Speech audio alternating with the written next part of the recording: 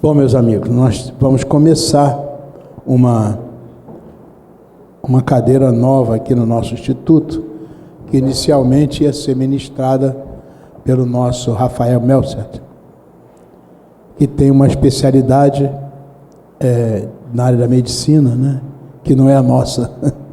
Então, ele ficou impedido por questões de saúde, não pode assumir a cadeira. Então, nós vamos trabalhar essas questões da essência, a essência da vida, né, que é a proposta dessa cadeira. Vamos trabalhar sobre outros aspectos que fazem assim mais parte, um pouco mais, né, do nosso conhecimento, porque não poderíamos trabalhar nada na área da medicina. Estamos querendo colocar que quando se estuda essa questão da essência da vida, o Espiritismo se apresenta como um novo padrão para a humanidade. Analisar essa questão é absorver a existência de um novo padrão para a nossa humanidade. A primeira questão está ligada a essa palavra essência, né? Que geralmente está associada à substância última, né? Na verdade, quando fala substância última, você está com uma abordagem material, e a nossa não é. Então, essa essência está ligada aos pressupostos, né? Está ligada à origem, né? Está ligada àquilo que fundamenta a existência. Tá? Para nós, essa fundamentação da existência tem muito mais um aspecto espiritual, né? E como decorrência vai ter os aspectos materiais, mas apenas como decorrência. Então vamos começar a nossa reflexão em torno desses conceitos.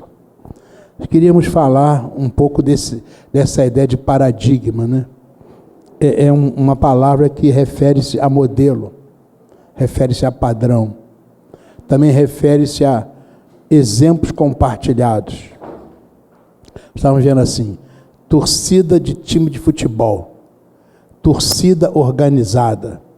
Então, eles botam a mesma camisa, né?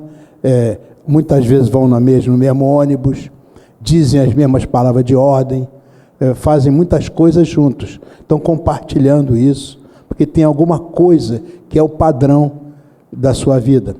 Há pessoas nessas torcidas organizadas que são executivos, trabalhadores, pessoas sérias durante a semana inteira. Chega no domingo, bota aquela roupa, aí vão dizer palavrão e vão dizer uma opção de coisas que normalmente não fazem. Estão compartilhando um padrão que está ligado àquilo ali. Então, há um esquema básico, né, para a descrição daquilo que está fazendo, que a pessoa está fazendo. Ela decorre daquilo. Há uma explicação, uma compreensão daquela realidade. Existem pequenos paradigmas, existem grandes paradigmas. A gente fala uma torcida organizada, isso é um pequeno paradigma, né? Mas existem outros paradigmas que envolvem uma sociedade inteira e até a humanidade inteira. Então, a questão do paradigma é que ele acaba sendo uma estrutura que gera teorias. Isso acaba produzindo pensamentos e também explicações. É como a torcida organizada. A pessoa começa a viver segundo aqueles padrões. Pessoas fazem coisas que jamais fariam em outras circunstâncias, né? Então, isso significa também um aprender a aprender. Que a pessoa tem a sua maneira de ser e vai, por causa daquele padrão, vai aprendendo uma outra maneira de ser e vai adotando uma outra maneira de ser.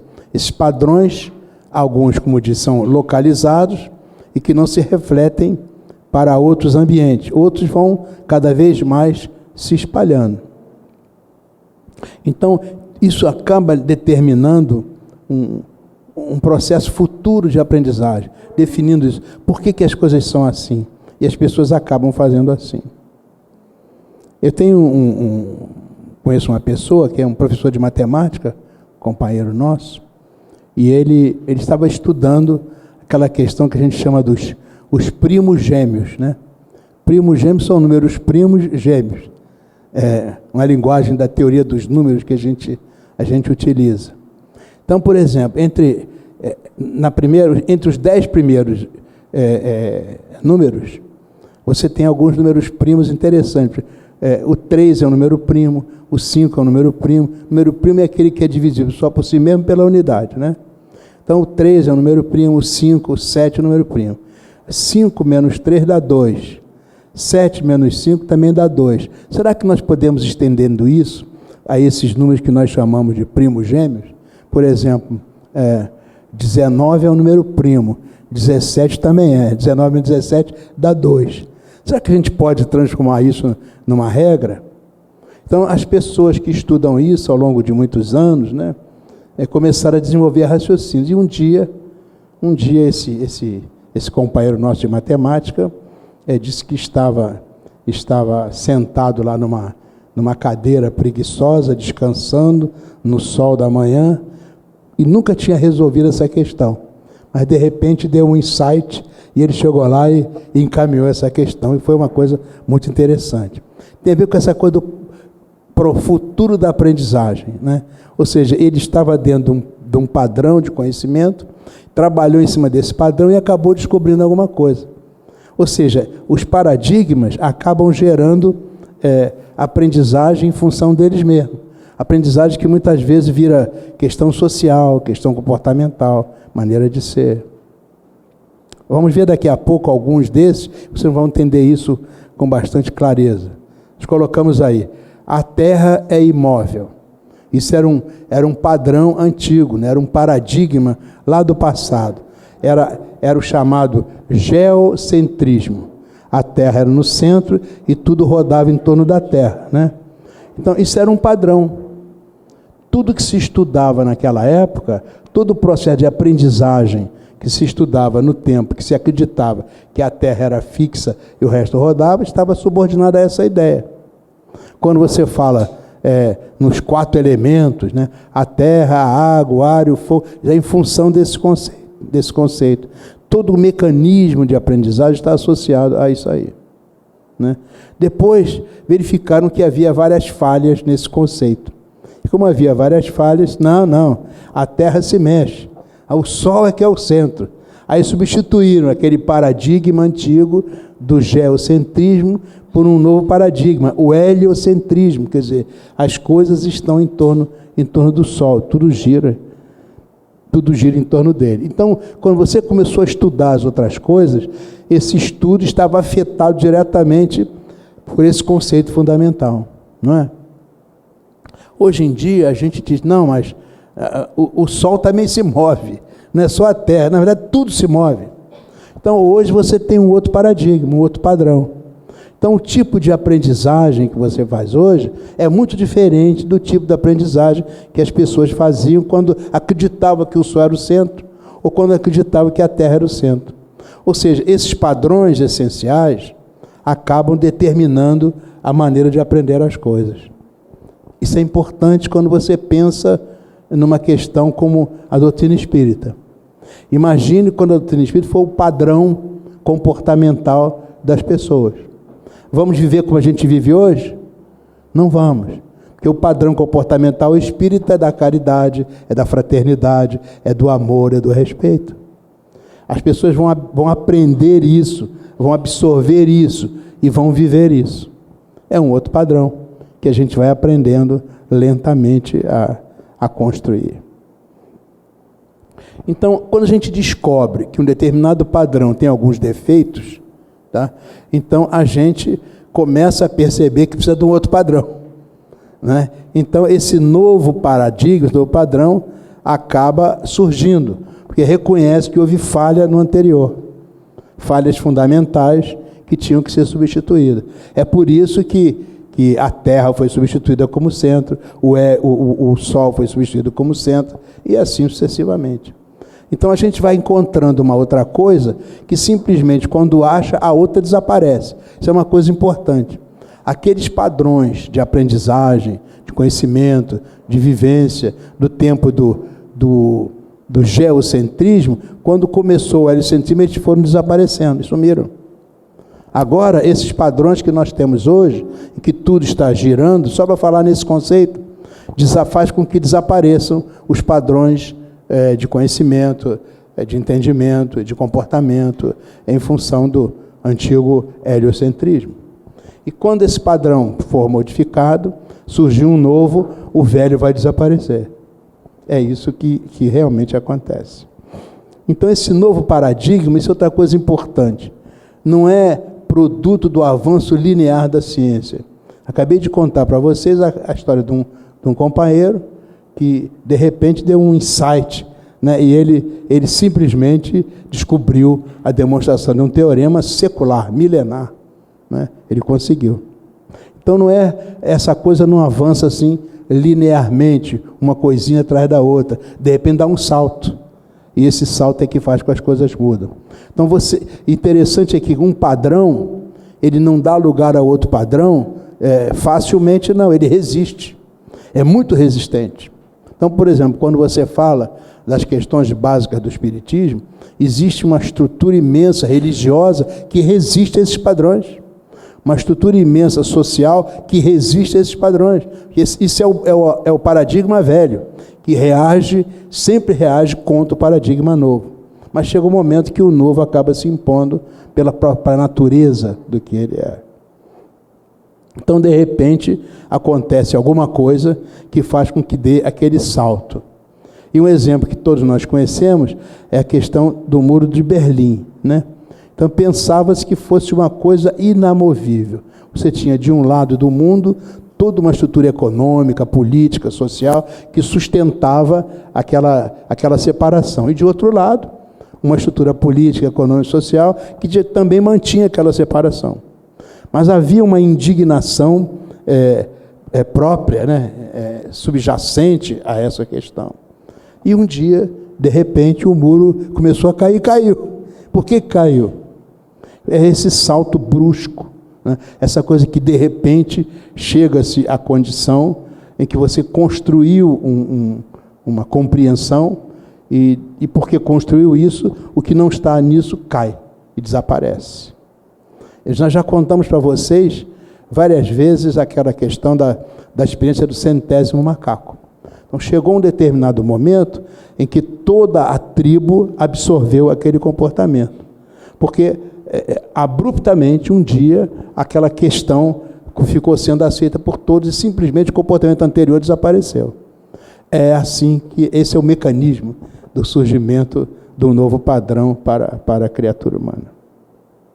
Isso que eu estou falando, a referência, está em Thomas Kuhn, que é bastante conhecido, né?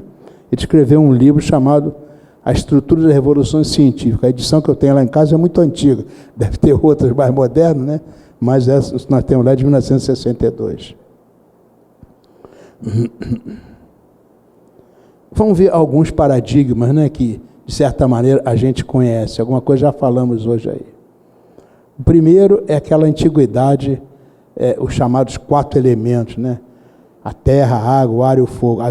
Por causa disso havia o Deus da terra, os deuses da água, deuses do fogo, tudo isso, né, faziam parte daqueles paradigmas. Hoje a gente olha isso é só mitologia lá do passado. Nós não valorizamos, mas naquela época isso foi altamente valorizado, porque era o padrão que existia na época, né?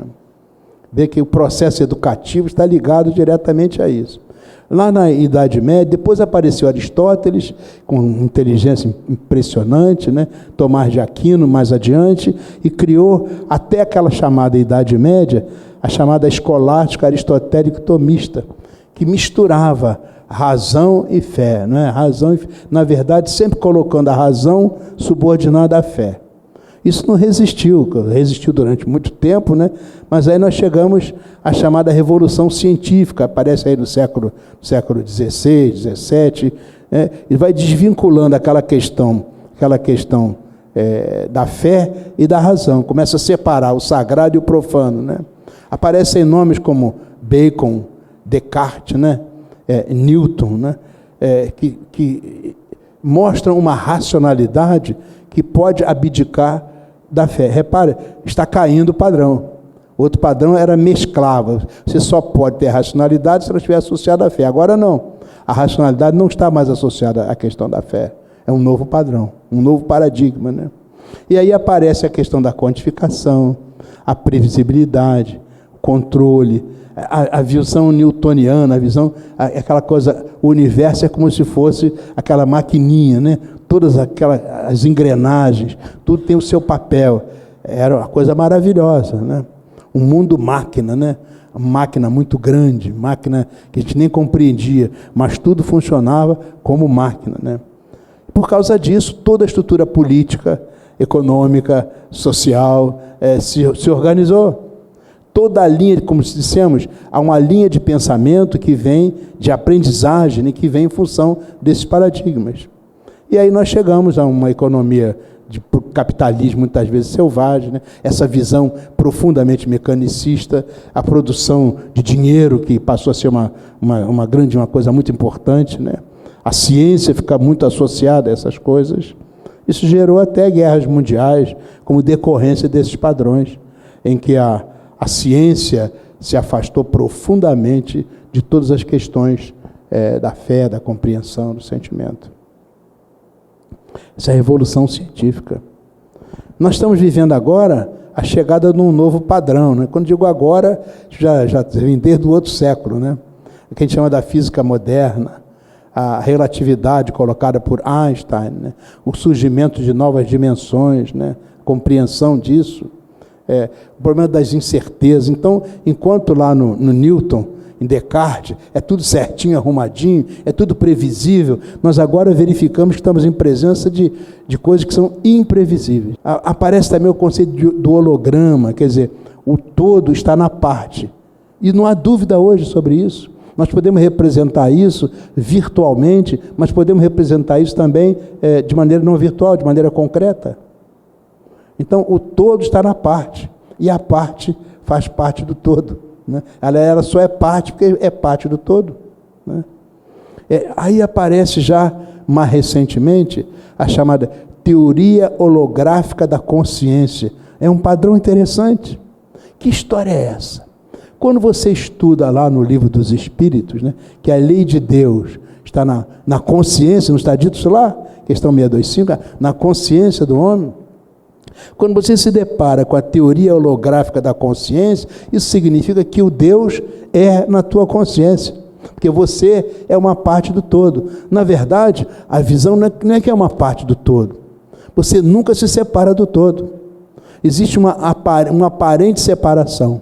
Pierre Weil faz uma imagem muito bonita disso, mostrando o mar, a onda, né? A onda sobe. O mar vem, a onda sobe. Quando a onda sobe, uma gota da onda vai e volta. Você está na gota da onda. Você pensa que você não faz parte do mar, mas você faz parte do mar. Você só tem a impressão temporária de que você não faz parte do mar. Mas quando você fala nessa teoria holográfica da consciência, você faz parte de Deus. É aquela história, vós sois Deus. Está aí, na teoria holográfica da consciência. É um paradigma novo. Vem essa ideia de que nós estamos todos juntos, a ideia da aldeia global, a visão dos processos de comunicação, a criatura vibratória, aliás, tudo vibra. Mesmo a matéria mais grosseira, vibra. Tudo são estrutura de vibrações. Vem as redes, os processos de interdependência, quer dizer, uma coisa dependendo da outra, né? E aí aparece uma outra coisa fundamental nessa visão do todo, tá? Essa interação mente, espírito e matéria. Na verdade, você percebe hoje que não há matéria sem alguma coisa não material que a transforme em matéria. Porque senão não existiria matéria.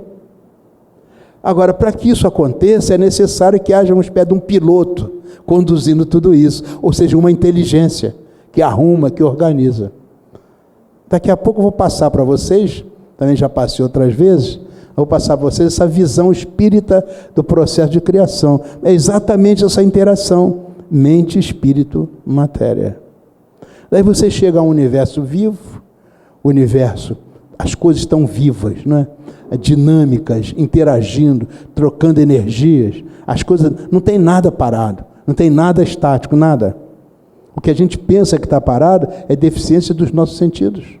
Mas tudo está em movimento, tudo é dinâmico, há uma interligação, há conexões, e há um processo sistêmico nisso, ou seja, alguma coisa que dá partida, que faz desenvolvimento, que conclui, que volta novamente, dá partida, desenvolve, conclui, e assim sucessivamente. Isso é um processo que vai crescendo continuadamente. Nós chamamos a isso evolução. Então, essa visão global, holística, ela também, ao contrário da visão mecanicista newtoniana, que era as coisas muito certinhas, muito previsíveis, muito ajustadas, você agora está em presença de consciências que agem. Portanto, o mundo agora é probabilístico. De acordo com a consciência, as coisas podem ou não funcionar daquela maneira. Naturalmente que isso existe em termos de velocidades, acelerações, tamanhos, e os universos têm que ser entendidos dessa forma.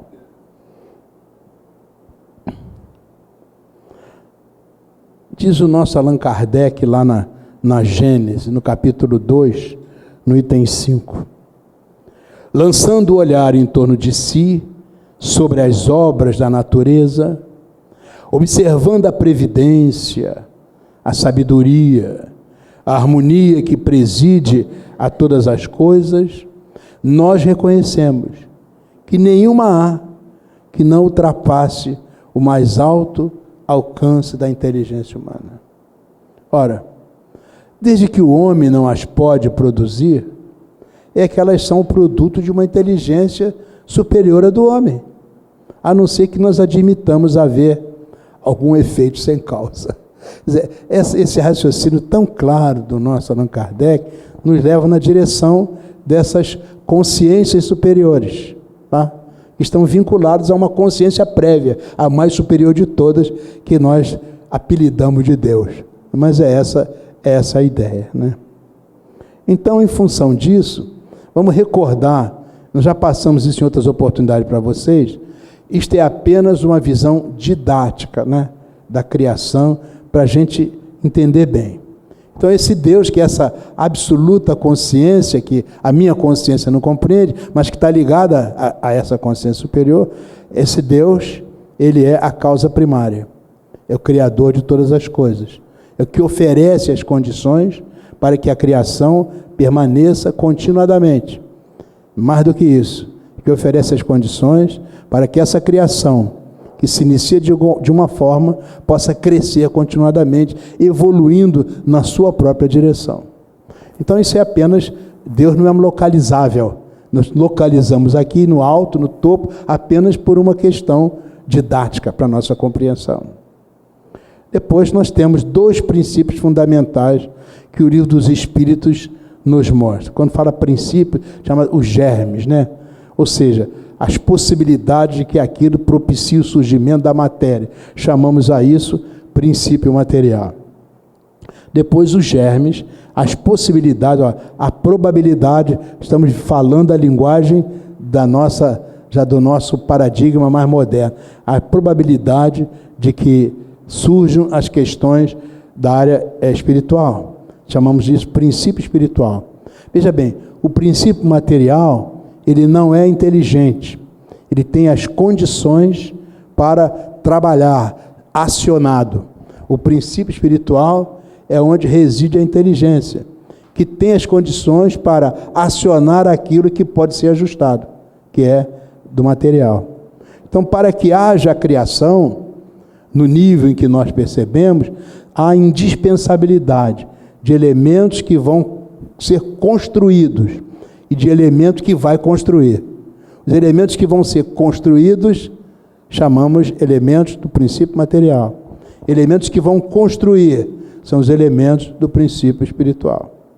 Agora, cada um desses elementos está em padrões distintos de aceleração, de velocidade, né? De paradigmas, estão bastante diferentes. Naturalmente, os elementos do padrão espiritual não poderiam se encontrar com os elementos do padrão material. É preciso que haja uma espécie de regulador vibratório, de tal maneira que as vibrações altissimamente elevadas dos componentes do princípio espiritual possam se encontrar com as vibrações muito mais lentas dos componentes do princípio material.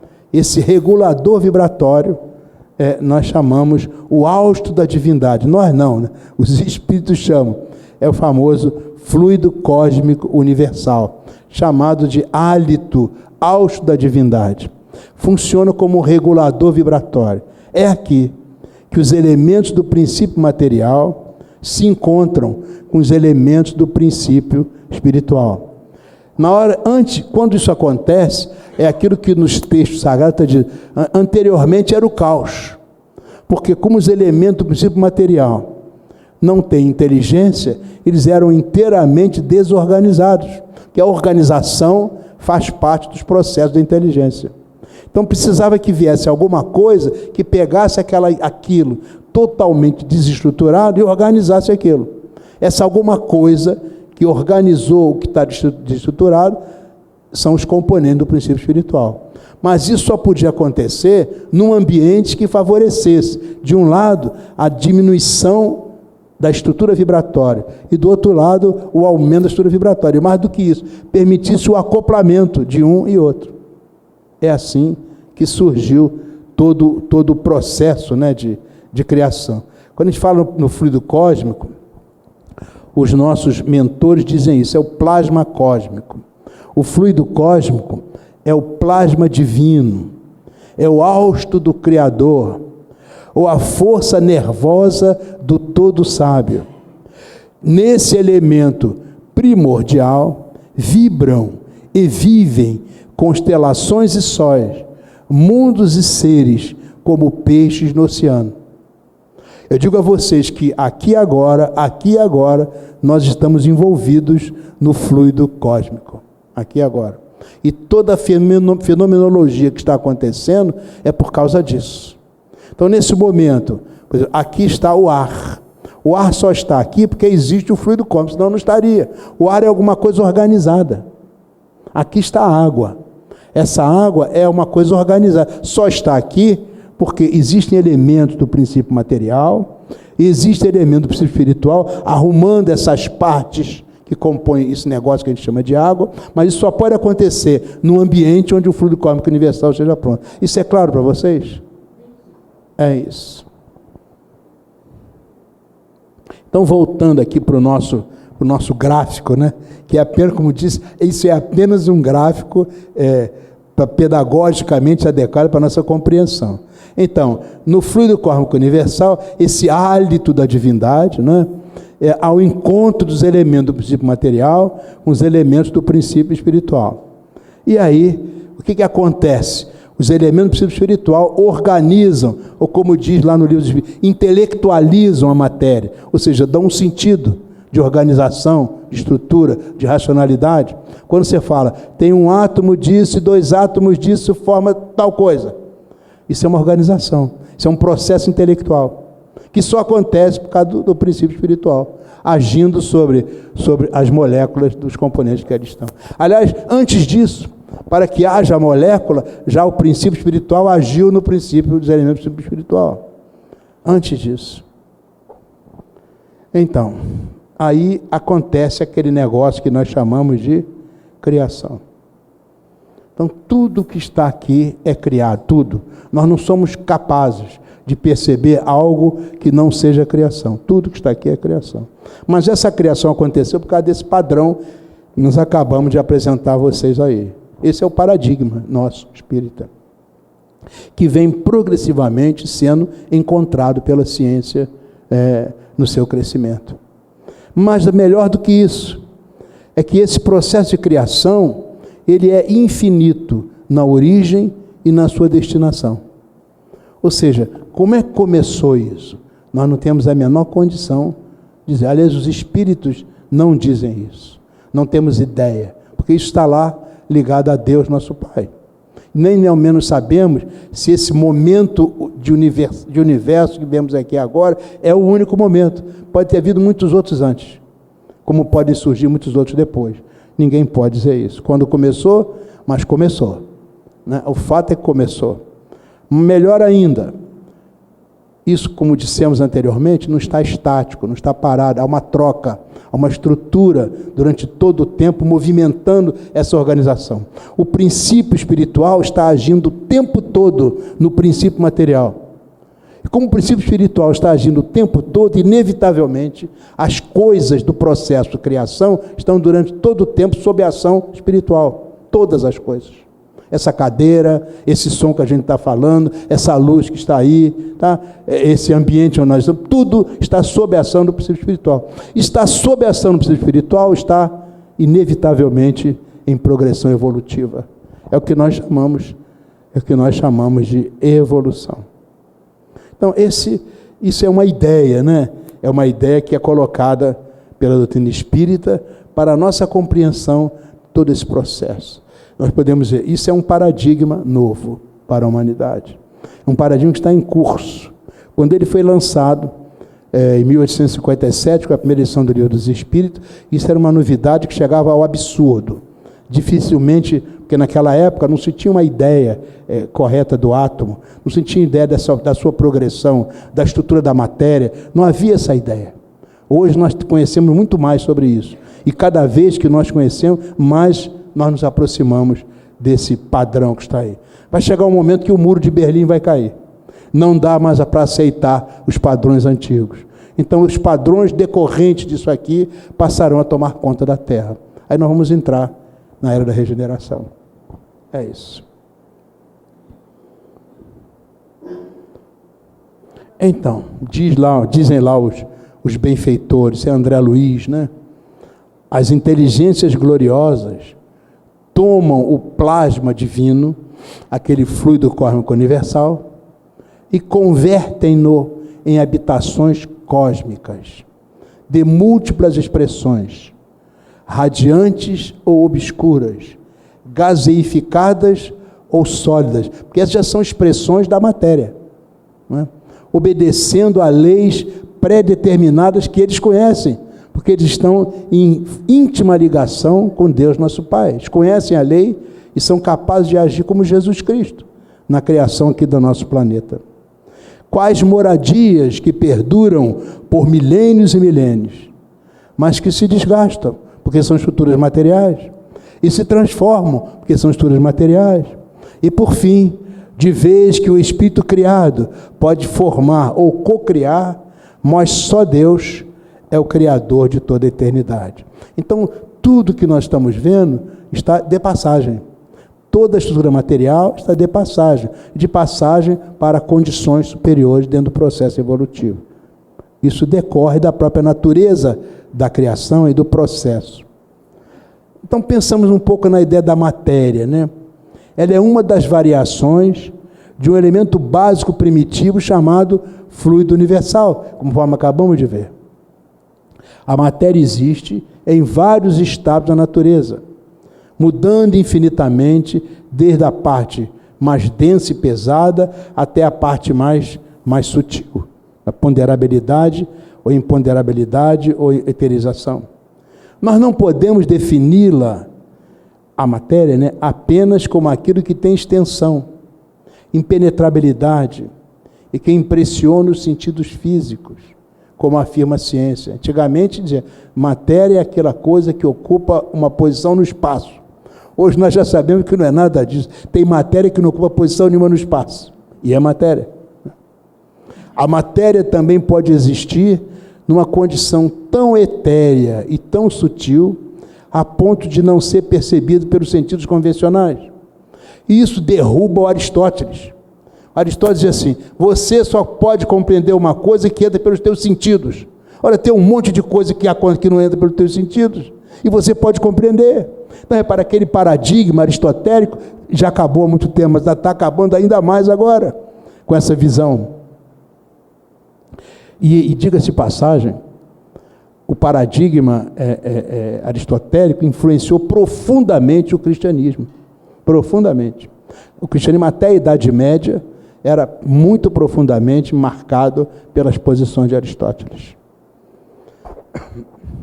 Então a matéria é o meio através do qual os espíritos desenvolvem as suas potencialidades e manifestam as suas obras. Kardec diz que a matéria é o agente, a matéria é o intermediário, com a ajuda do qual e sobre o qual o espírito atua. Então, a matéria, para se organizar, precisa do espírito, mas o espírito também precisa da matéria. Repare, esse intercâmbio, essa troca, essa rede, essa indispensabilidade da mutualidade, isso é a relação essencial, a relação do processo inicial da criação e que se mantém até hoje.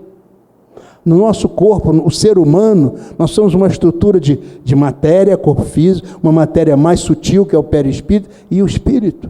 Estas coisas estão interligadas, e uma sem a outra teria enorme dificuldade. O processo de evolução ocorre por causa dessa interligação permanente.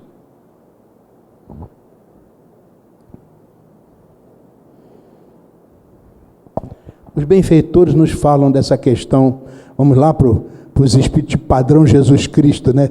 Cocriação em plano maior. Né? Nessa substância original, o que é isso? É aquele fluido cósmico universal, e lá dentro estão os elementos do princípio material e os elementos do princípio espiritual. Então, esse caldo, né? esse molho, nessa substância original, ao influxo do próprio Senhor Supremo, é nela que operam as inteligências divinas, a Ele, a Deus, agregadas em processo de comunhão indestrutível. Como dizia, os grandes devas da teologia hindu, ou os arcanjos da interpretação de variados templos religiosos, extraindo desse hálito, ou seja, do fluido cósmico universal, os celeiros da energia com que constroem os sistemas da imensidade, em serviço de cocriação em plano maior, de conformidade com os desígnios do Todo Misericordioso, que faz deles agentes orientadoras da criação excelsa. São espíritos puros, espíritos nos quais não há nenhuma mácula mais. Atingiram o limite superior da progressão evolutiva, que Jesus nos ensina lá no Sermão da Montanha, quando fala, os puros de coração verão a Deus. Obviamente, não é ver a Deus com olhos físicos, porque aqui nessa hora não há olhos físicos. São centelhas de amor. E essas centelhas de amor se agregam à grande centelha, se integram.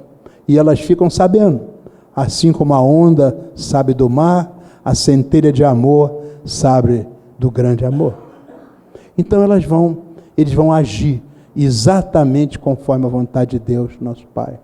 E vão criar as galáxias, os universos, os planetas. Não criam só a estrutura material, a sua natureza, o processo evolutivo, o processo de lançamento das leis de Deus, que vem desde o elemento material mais primitivo até os espíritos superiores. Essa lei sábia, justa e perfeita, que é transmitida ao processo de criação por esses espíritos excelsos, ligação direta e imediata com Deus, nosso Pai, como Jesus fez em relação ao nosso planeta.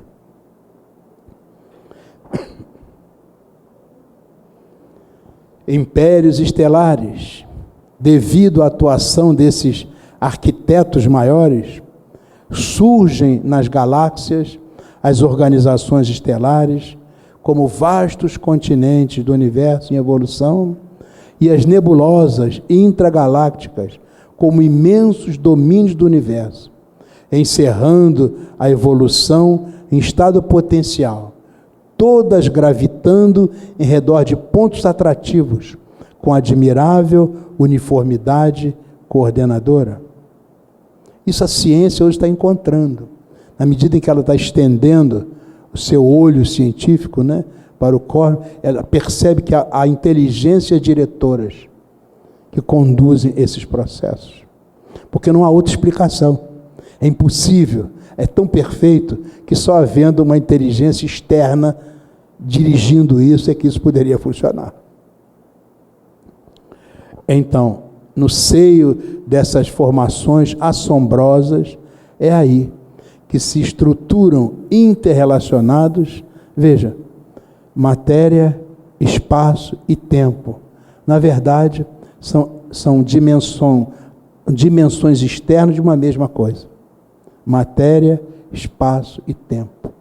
Então, quando Einstein coloca essa dimensão espaço-tempo e propõe uma nova organização para o universo, ele está indo exatamente nessa direção que os espíritos nos dizem há bastante tempo. Então, esse interrelacionamento provoca constante renovação e oferece campos gigantescos ao progresso que nós não somos capazes de aquilatar, de avaliar. A ciência oficial, né, até há pouco tempo, explicava que o universo é formado por 2 elementos básicos, matéria e energia. Essa é uma ciência ainda ligada àquela leitura newtoniana. Hoje já não pensa mais assim. Mas muitos dizem, a matéria seria uma forma condensada da energia. Einstein trabalhou essas questões. Há várias experiências atômicas que demonstram isso. Porém, os espíritos revelaram que a criação, na verdade, se assenta não em 2 princípios, mas em 3. Deus, espírito e matéria. A matéria e a energia, segundo os espíritos, seria uma forma condensada e ativa do fluido cósmico universal, respectivamente. Aliás, Einstein mostrou isso, né? Na verdade, aquela equação fundamental do Einstein mostra a transformação mediante a ação da velocidade da luz, da matéria em energia. Os mundos são formados pela condensação da matéria. Isso está disseminado no espaço universal. Aí aparecem as estrelas, os planetas, os cometas, etc, etc. A ciência hoje está aceleradamente caminhando em banir o paradigma do matéria e energia, que já se sabe que matéria e energia são uma coisa só, apenas em aspectos diferenciados do processo vibratório, mas são uma coisa só. Então não adianta dizer que o universo é só matéria, ou é só energia, ou é matéria e energia. Isso aí é um absurdo que não cabe em si mesmo. Existe mais alguma coisa. Daí, essa questão, nós falamos lá no início daquela questão mental, organizacional, cada vez mais isso é aceito pelos cientistas.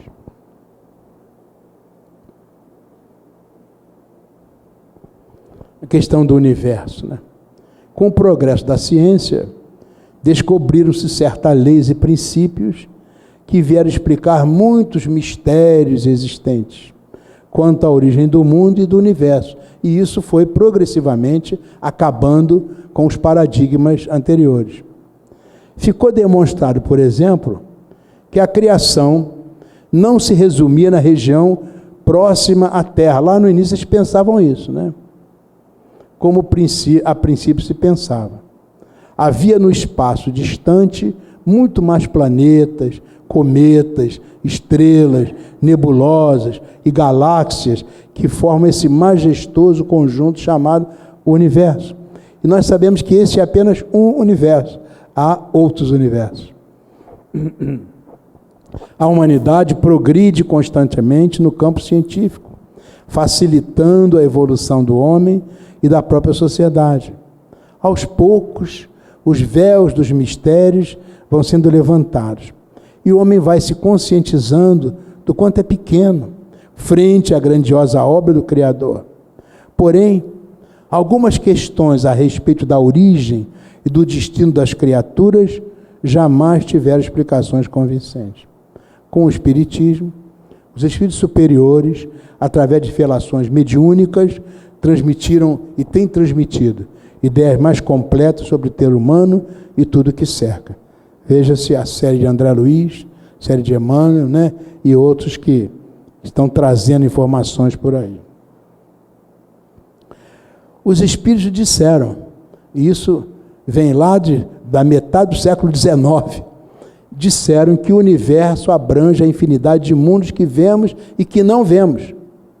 O espaço que há por toda parte, todos os seres animados e inanimados, os astros que se movem, assim como os fluidos e as energias da natureza. Os Espíritos colocaram isso para nós naquela época, né? Cada galáxia, cada constelação guardam no cerne uma força centrífuga própria. Força centrífuga é aquela, as coisas estão girando e é uma tendência a fugir do centro.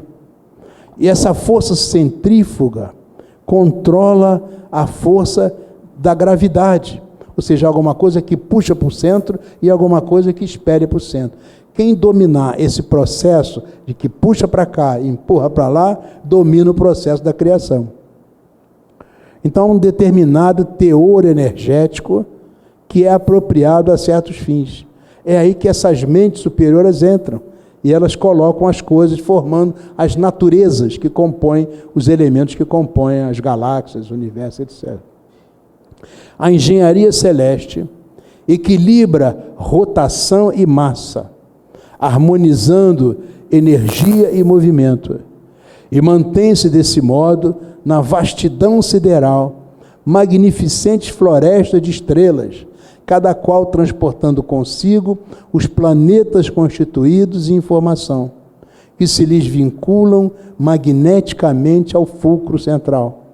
Como os elétrons se conjugam ao núcleo atômico em trajetos perfeitamente ordenados na órbita que se lhes assinala de início. Isso hoje é estudado matematicamente, né?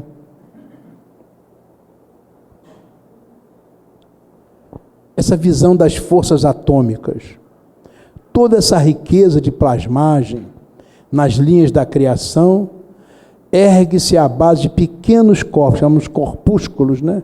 Sob irradiações da mente.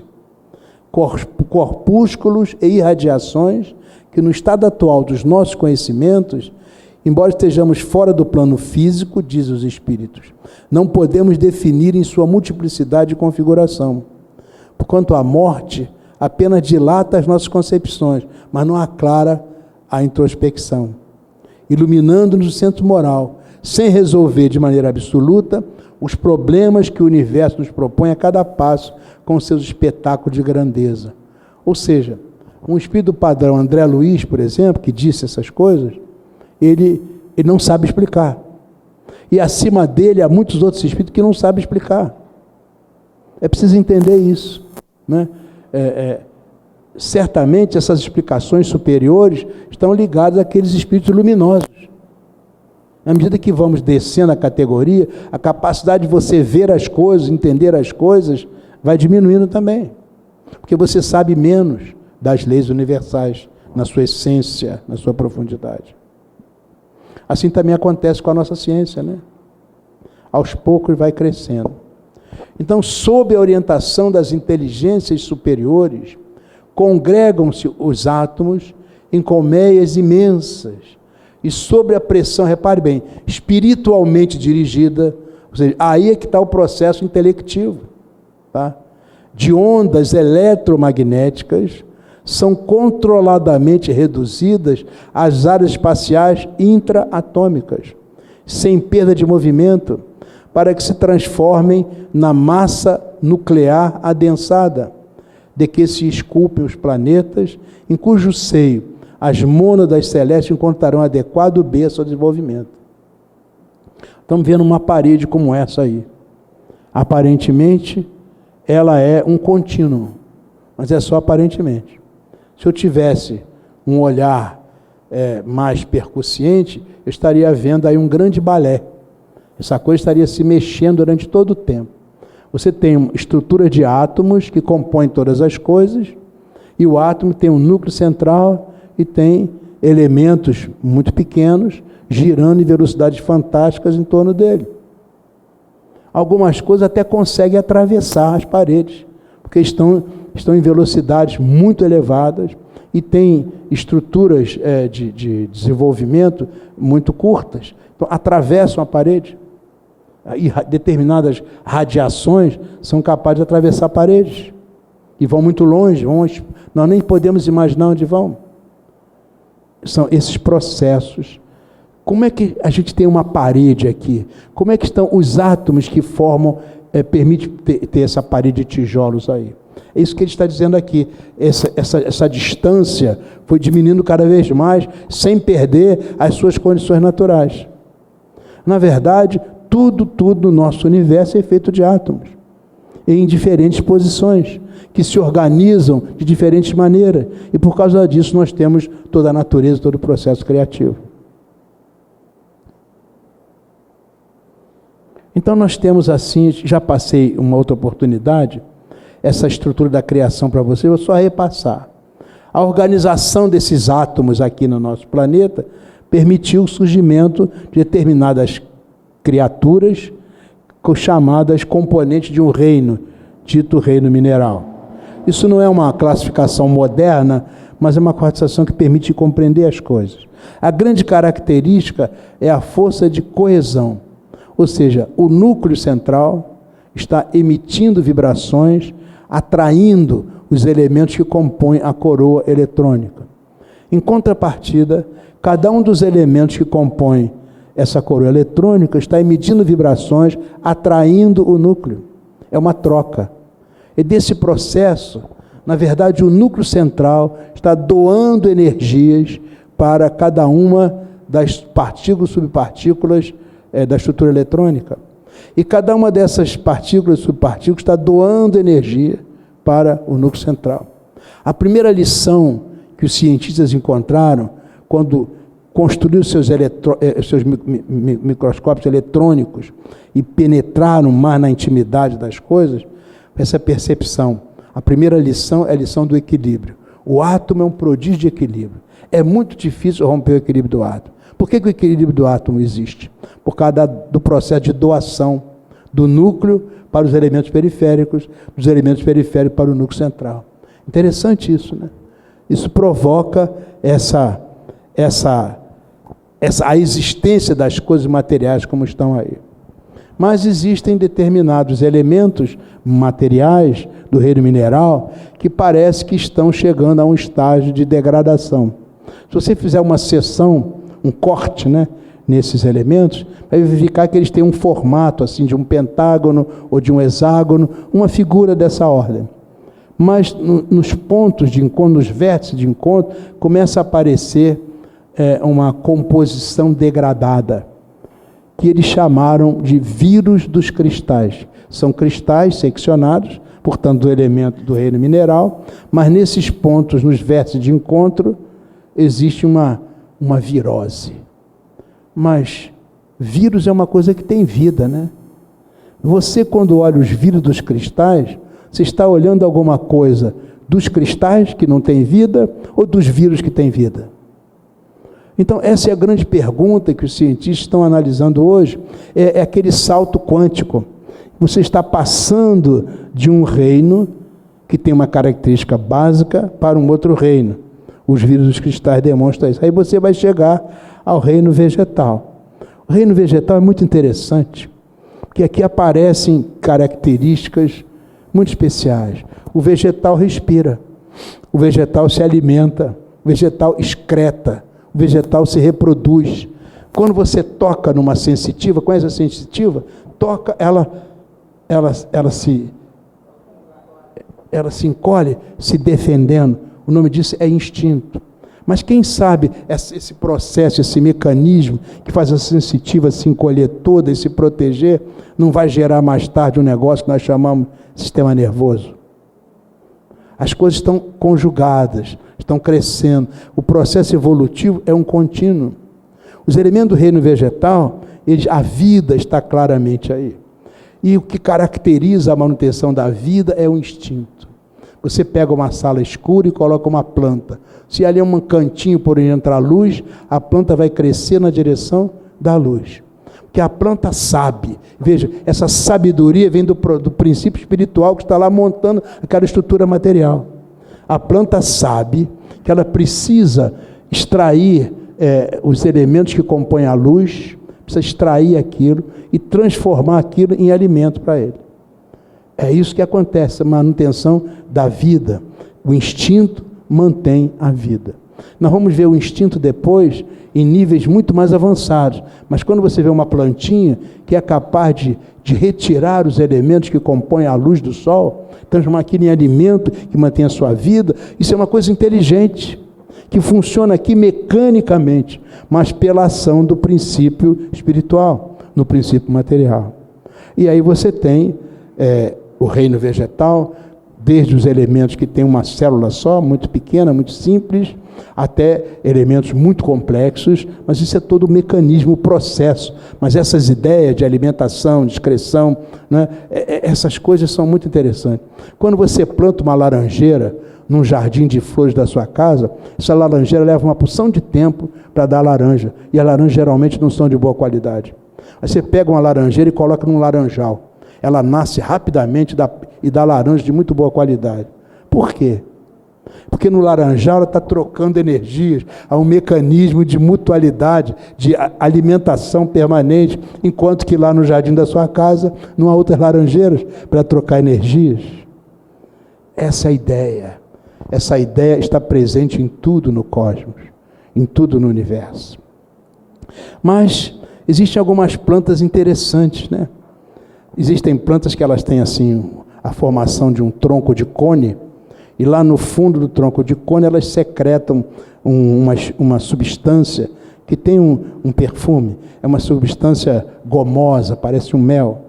E aquele perfume interessante é que a planta carnívora, ela muda de posição de acordo com o vento. Então, na medida que o vento faz, ela muda de posição, para que o vento leve na sua estrutura fluídica, o vento é o fluido, né? Leve na sua estrutura fluídica os perfumes que estão vindo lá de dentro daquela substância gomosa que nasce no interior da planta carnívora. O pequeno animal vem voando e sente aquele perfume que para ele deve ser delicioso, né? Delicioso. Então ele é atraído pelo perfume e entra lá naquele tronco de cone e vai lá embaixo onde está a substância gomosa. E ele começa a comer aquilo, deve ser muito gostoso, mas quando ele quer sair, ele está preso, está colado, não consegue sair. Aí, simplesmente, a planta carnívora fecha a tampinha e vai deglutir o animal que morre ali. Isso que eu descrevi para você é uma caçada, né? É uma caçada. Mas a caçada é com os vegetais ou é com os animais? Os animais é que caçam, né? Então, as plantas carnívoras, pela sua maneira de ser, né, de sobreviver, parece que elas lembram muito já uma estrutura animal. Mas é a transição. Aí você chega no reino animal. No reino animal você já tem fidelidade, né, você já tem confiança, você já tem a organização familiar, você já tem a liderança, já tem a chefia, a administração, tudo isso tem no reino animal. Hoje existe uma ciência chamada etologia, só para estudar o comportamento dos animais. Muito interessante. Então, o reino animal, você tem essa condição da inteligência. Realmente, ninguém pode negar uma inteligência muito interessante entre os animais, e há muitas experiências que determinam a inteligência dos animais. Além de todas essas coisas que nós falamos, a fidelidade, né? Já o bruxoleio do amor, essa coisa já está lá entre os animais. Agora, acontece que há animais elementares, muito simples, e há animais superiores, né? Durante um largo tempo, nós verificamos nas pesquisas feitas na Terra o surgimento dos chamados antropóides. São criaturas com formato humano. Cada vez mais vão adquirindo formato humano. Inicialmente, eram muito mais parecidas com os macacoides.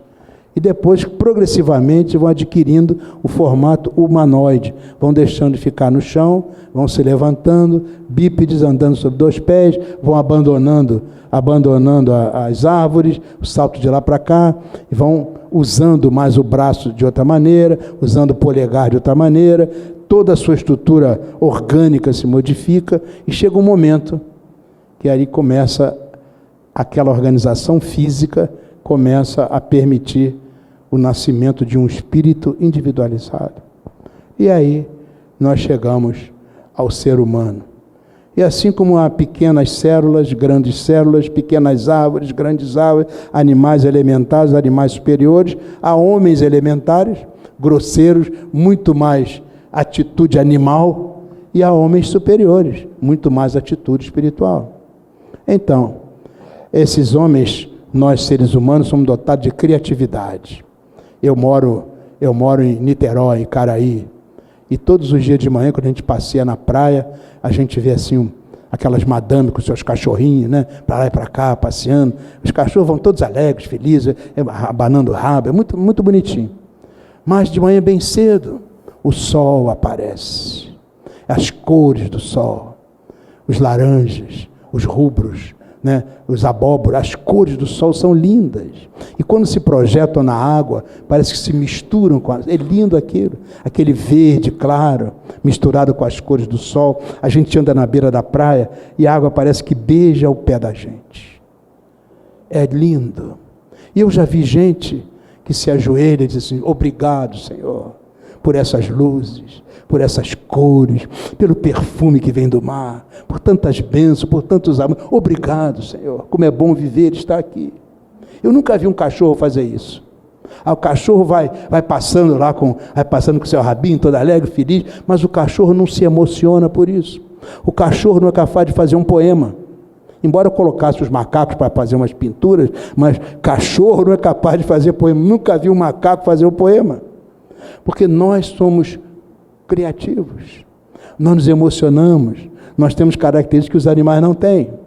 E por causa disso nós somos capazes de cocriar num escalão menor. Ainda há pouco falamos na cocriação em nível maior. Agora nós estamos aprendendo. Vai chegar um dia que nós seremos como um devas, né? E vamos criar em escalão maior. Vai levar um monte de tempo, mas estamos caminhando para lá. Então a criatividade permite que a gente veja as coisas de outra maneira. Dizemos assim: há 500 anos atrás, admiravam a sociedade das abelhas, arrumadinha, tem lá a chefia, a abelha rainha, os operários, soldados, aquela organização da colmeia impecável. Daqui a 500 anos vai continuar assim, vamos continuar admirando. Como era a sociedade do homem há 500 anos atrás? E quem é que se atreve a dizer como vai ser a sociedade do homem daqui a 500 anos? Qual é a diferença? Criatividade. Nós criamos coisas, nós somos seres modificadores, os únicos seres modificadores da natureza somos nós, porque nós somos deuses. Então devagarinho a gente vai mudando as coisas, colocando o nosso poema, a nossa música, a nossa arte, a nossa alegria, a nossa ciência, a nossa religião, a nossa inteligência. E aí, quando chegamos a um estágio de homem superior, a caridade se assenhoria do nosso coração. E aí nós temos condições, porque Jesus disse: existe o reino dos céus. Falamos do reino dos homens, do mineral, do vegetal, do animal, mas existe um outro reino, que é o reino dos céus.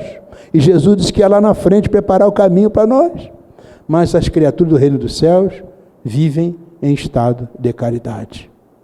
O dia que a caridade se assenhorear definitivamente do meu coração, eu estou saindo aqui desse reino dos homens, entrando no outro reino, sendo uma outra criatura.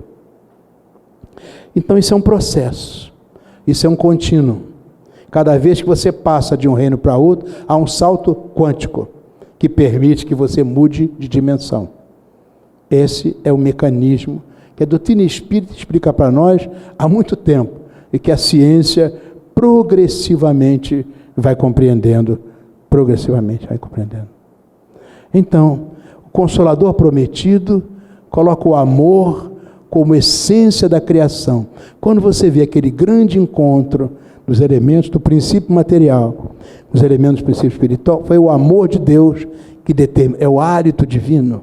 O auge é o amor de Deus que permite isso. A criação é ato de amor.